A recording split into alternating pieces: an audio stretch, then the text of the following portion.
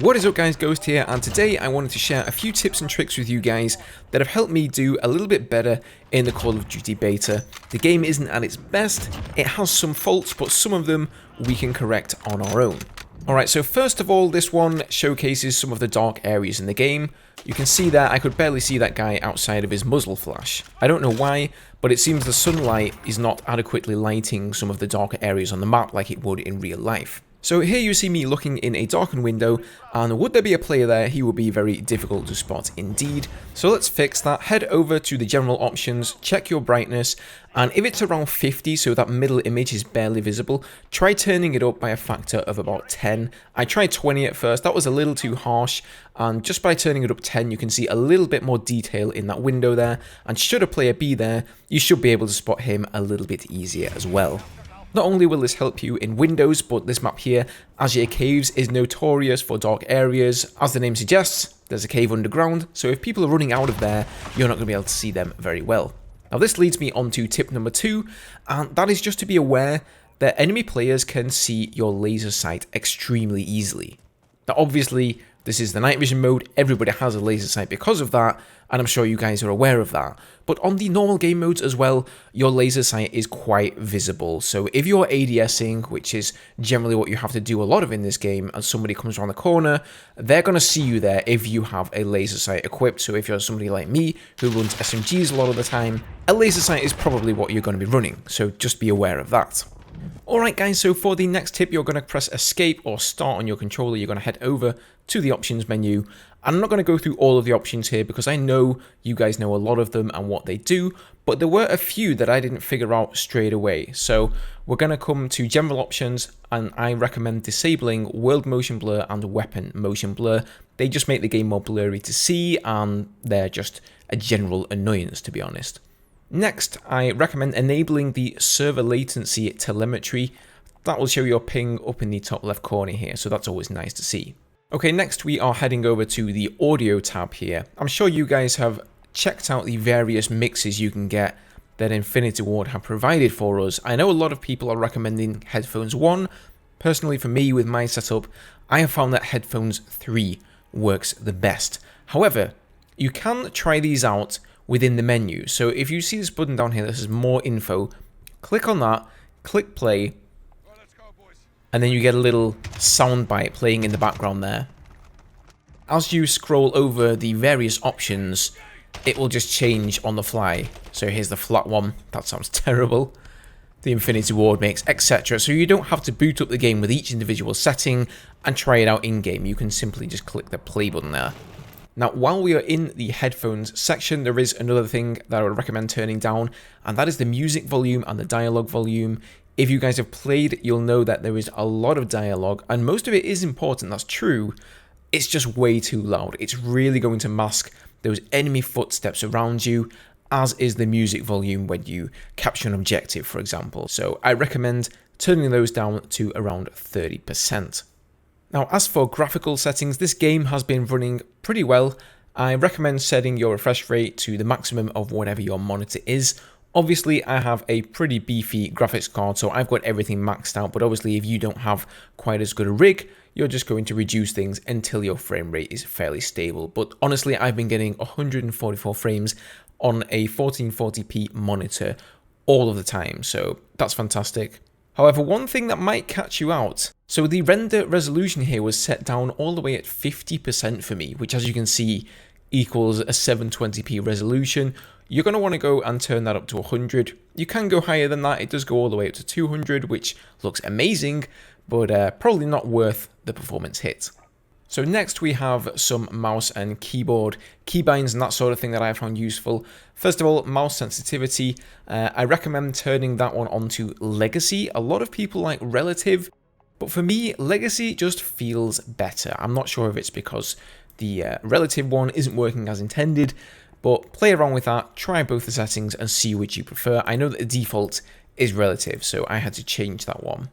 Also for ground war, I would recommend turning the sensitivity in the vehicles up to maximum there, because they still have a really low sensitivity despite it being on a 2x multiplayer. Mouse acceleration you want on 0, mouse filtering you also want on 0, and you want to turn off mouse smoothing.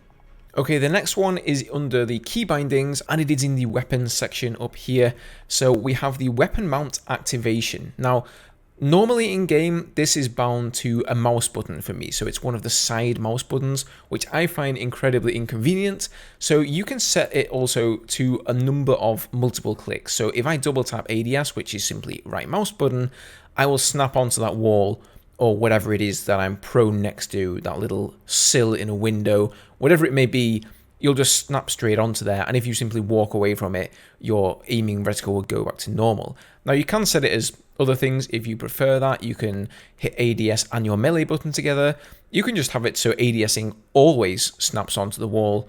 You can also have ADS and the use key. So it's up to you guys, but I find that pretty useful. I think the best one is just to double tap the ADS button on my mouse there.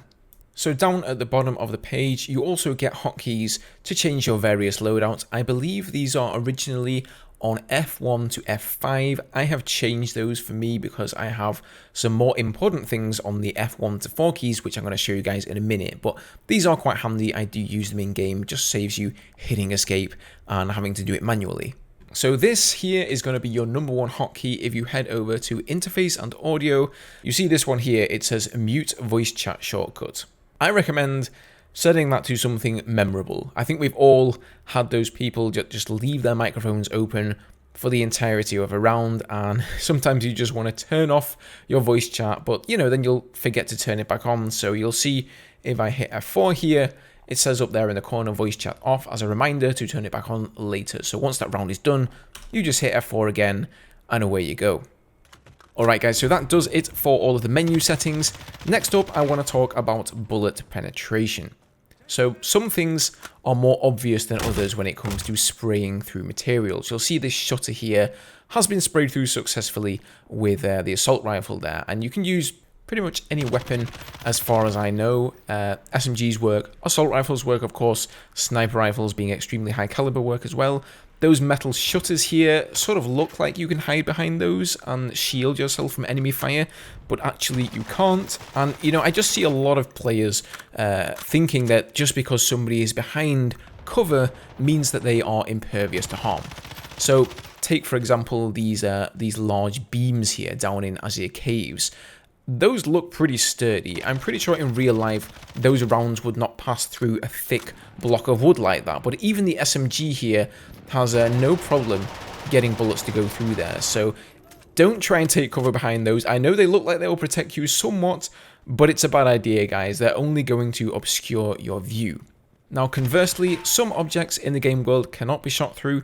So for example, this metal barrel here, you would assume that would be fairly easy for these kind of caliber rounds to punch a hole through one side and out of the other, but in fact, it does not work. And that is because this particular object is strategically put in that place so that players can take cover behind it. So common sense, not really a great helper here. Some of the things and design decisions that Infinity Ward have made in game here detract from the realism, but they often lend better to gameplay, and if something looks like it is a prominent piece of cover that has been put somewhere for a reason, usually more often than not, you cannot shoot through it, but you would be surprised what kind of things you can shoot through. Now, this one here isn't really a tip more than something you guys may not have noticed as you've been frantically running around trying to gun each other down. But there is a lot of destructibility in the world. Fire extinguishers, they go boom. Even these old notes and pie charts go flying out of this box here, which is some really nice attention to detail. These old gas tanks, they go boom as well, and if you stand next to one of those, they will hurt you. This is cool as well, I think. You can let down the tires on the car by shooting them, and that even lowers the height of that piece of cover somewhat. So not really game changing or anything, but for a game that doesn't really have or need any destructibility, I've been pleasantly surprised by the attention to detail. Okay, the next tip, guys, is to kill that UAV. Having a UAV up for the enemy team is going to make your and your team's life so much harder, and you do not need a launcher to kill this thing. In fact, if you run with the overkill perk and a couple of SMGs or assault rifles, about a clip and a half, if you have the extended mags, is more than enough to take down either a personal radar or a UAV. So as soon as you hear that that UAV is in the sky, obviously don't do it in a position that's going to give you away if you're around lots of enemies, but maybe if you just spawned in, you're outside, you can see the UAV, just take a couple of shots at it. So one last little tip I have for you guys is on reloading your weapons. So when you've fully emptied your weapon and you have to do that little extra animation where you chamber the round, if you're switching to a secondary, you don't have to wait for that one. It's enough just to insert the magazine, and as soon as that's done and the ammo counter has reset, you can switch to your secondary weapon. So that is going to be it for this video, guys. Hope you found some of these tips and tricks useful. If you did, let me know down below. Maybe think about dropping a like and a subscribe, and I'll see you guys soon for another video. Cheers.